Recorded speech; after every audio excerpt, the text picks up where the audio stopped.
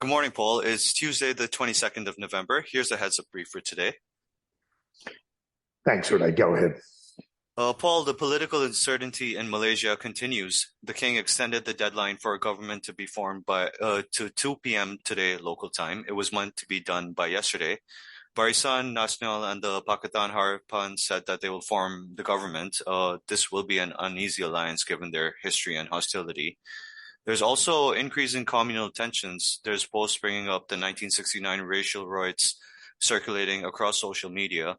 In 1969, riots broke out over tensions after ethnic minority parties gained considerably at the expense of Malaysia nationalist parties in the elections.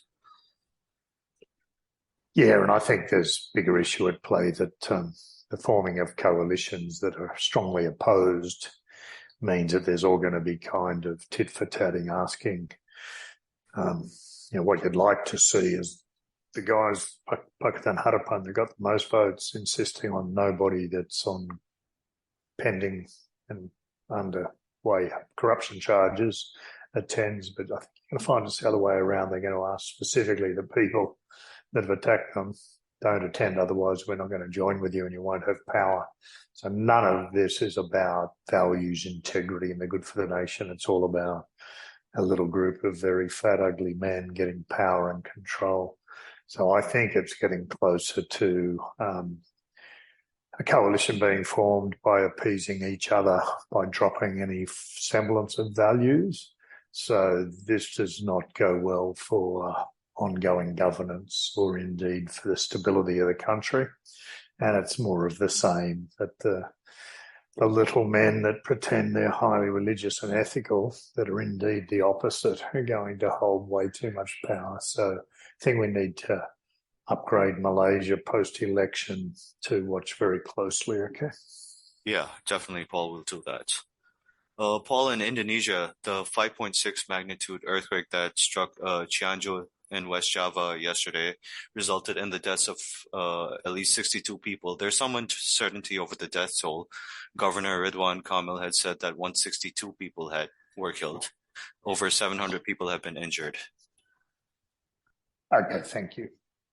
There was also a 7.0 magnitude earthquake off the Solomon Islands earlier today that prompted a tsunami warning. It occurred in the ocean 18 kilometers southwest of Malango at a depth of 15 kilometers. Yeah, so interestingly, I mean, the tsunami warnings in the Pacific Islands are rapidly becoming the boy that cried wolf. They're not analysing anything with significant diligence as a result. People are getting tired of the warnings, and when a real one hits, I worry that they're not going to react accordingly because there's just too many tsunami warnings issued. Coming back to Cianjur, at this stage we don't have any operations going on in there. So unless I notify you, no need to keep updating me on that, but I appreciate the updates. Thanks. Right, Paul. Paul, in South Korea, truck drivers will strike across the country on the 24th of November over a minimum wage issue. A similar strike in June resulted in the losses of up to $1.2 billion. It affected mainly the oil and automobile industries. Okay, thank you. In Thailand, authorities have warned of heavy rains and flash floods in the central, south, and northeast for this week.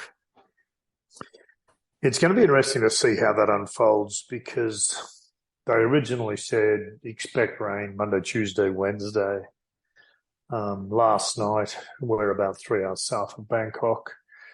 And the night before last, we had massively heavy rains, but they'd cleared up by, I was up at about 5:30 in the morning and it all cleared up.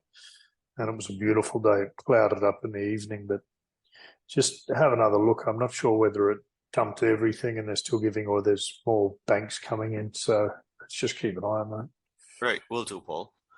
Paul, also in Thailand, the Senate yesterday voted to form a panel to study a motion-seeking charter change.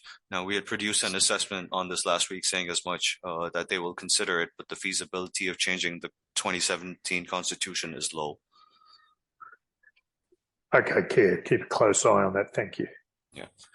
Lastly, in the East Asia Pacific region, Paul, members of the Papua New Guinea Defense Force laid siege to the Baroko police station in Port Moresby. This happened a couple of days ago, but the news has just come out. They were demanding the release of a member who was detained by police. Yeah, well, it's more of the same in Papua New Guinea, isn't it? Police and the army battle to show who can do their jobs professionally. Yeah.